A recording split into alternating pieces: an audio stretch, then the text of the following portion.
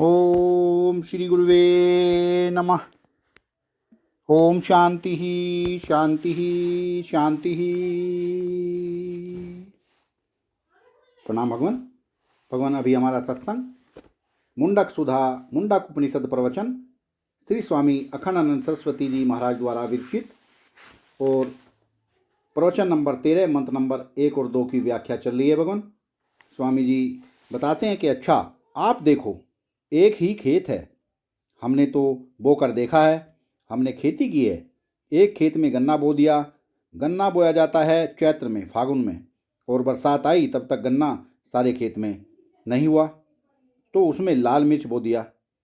एक ही खेत और उसमें पटवा बो दिया, सन बो दिया, जगह जगह पर अरहर भी बो दिया। तो क्या हुआ? एक ही खेत में गन्ना मीठा होता है, मिर्च बड़ा तिक्त होता है। एक ही ज़मीन में एक ही पानी से सींचते हैं, एक ही गर्मी से पलते हैं, एक ही हवा सबको लगती है, एक ही आकाश में बढ़ते हैं। अच्छा, सबके बीज में भी पंचभूत है और पोषण में भी पंचभूत है और स्थान में भी पंचभूत है, लेकिन एक मीठा क्यों, एक शक्कर क्यों और एक तिक्त क्यों?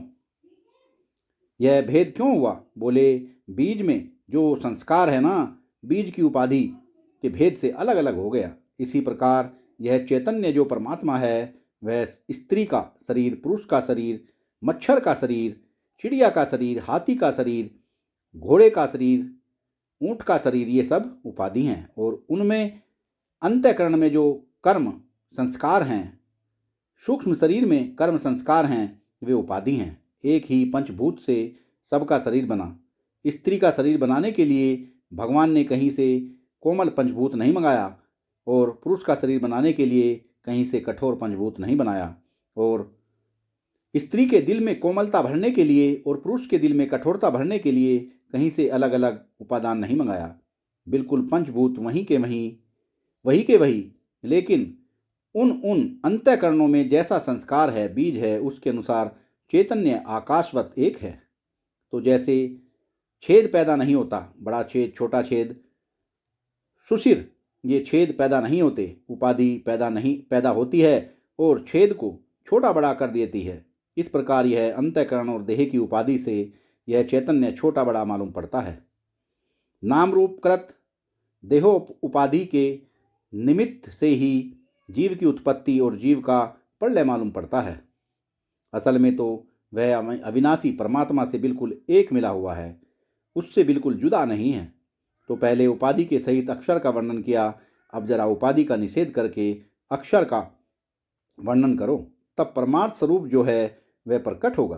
पहले कारण का आरोप कर दिया परमात्मा पर और वर्णन किया, अब कारण का निषेध करके परमात्मा का वर्णन करते हैं। इसी को अध्यारोप अपवाद बोलते हैं।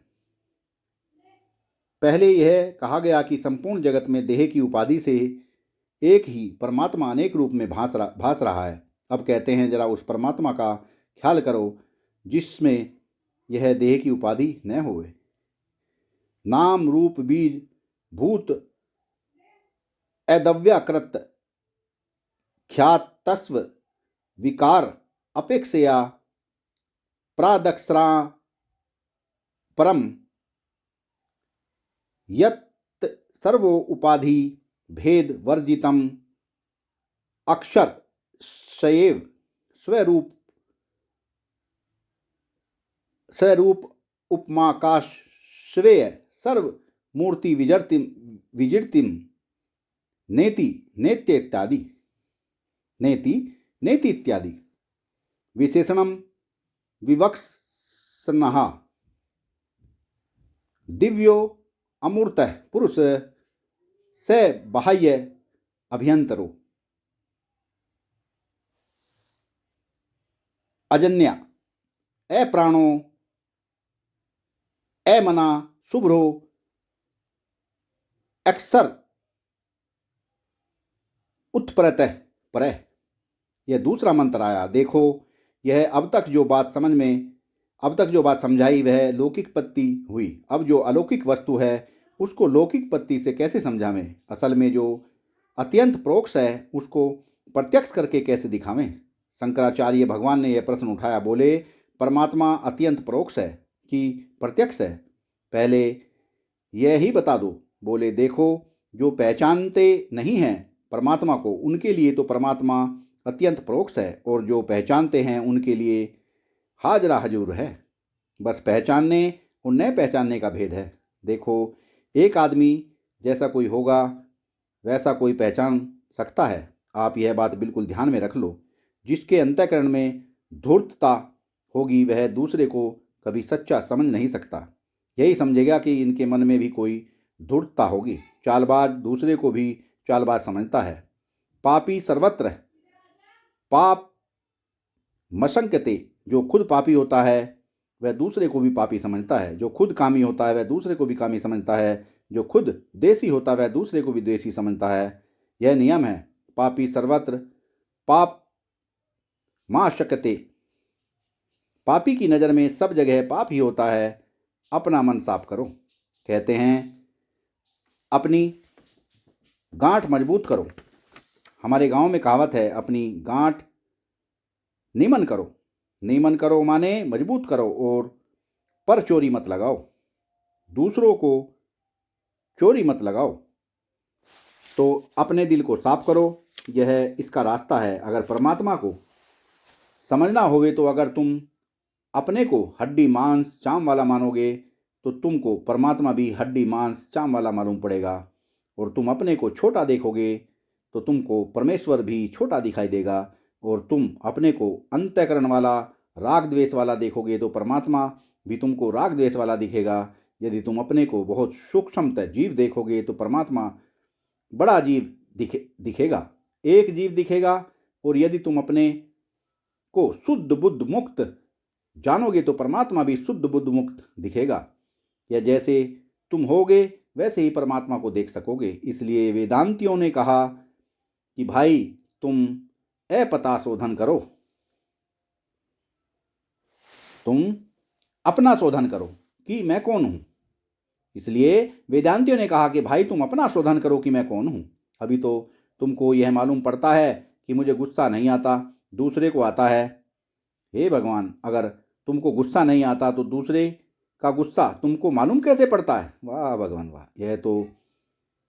यह मालूम पड़ेगी तब तो यह मालूम पड़ेगी कि ये हमारी भलाई कर रहे हैं। देखो, बच्चे को माँ लगाती है चपत तो क्या होता है? अरे झट उसका आंचल उठाकर उसकी छाती में मुंह दबा दे। यह तो हमारी माँ है। तो जब तक तुम्हारे मन में काम न हो दूसरे को कामी नहीं देख सकते, अर्थात दूसरे को कामी नहीं देख सकते।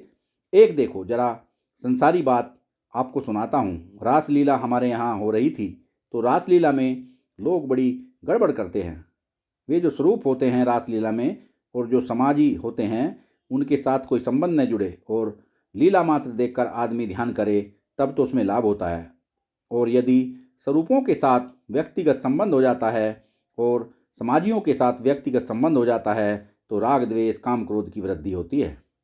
हमको बहुत अनुभव है इस बात का।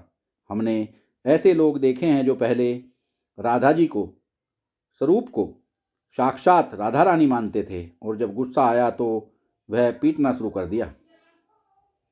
दोनों में वह दुश्मनी हुई। ऐसे ऐसे लोग देखे हैं हमारे सामने, तो हजारों ऐसे दृष्टांत हैं। तो लोग गड़बड़ी कर बैठते हैं। भला रासलीला की बात है, संसारी बात आपको सुनाता हूँ। एक स्त्री ने आकर एक दिन उड़िया बाबाजी महाराज से शिकायत की। उसने कहा कि जब मैं रासलीला में बैठती हूँ तो अमुक पुरुष बराबर मेरी ओर देखता है, उसकी दृष्टि बहुत खराब है। तो बाबा हंसने लगे। वह बोली कि महाराज हंसते क्यों हैं? वह घूरता है और आप हंसते हैं। तो बोले कि तुमको कैसे मालूम पड़ता है कि वह तुम्हारी ओर देख रहा है? तो बोली, महाराज मैं बार बार देखती हूँ तो वह मेरी ओर देखता हुआ मिलता है।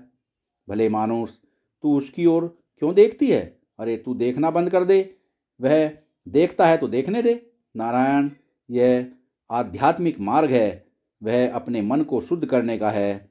यह दूसरे के मन का ठेका लेने का नहीं है। जो यह चाहता है कि हमारा मन तो ऐसा बड़ा बढ़िया दूसरे का मन ठीक किया जाए वह संसारी है।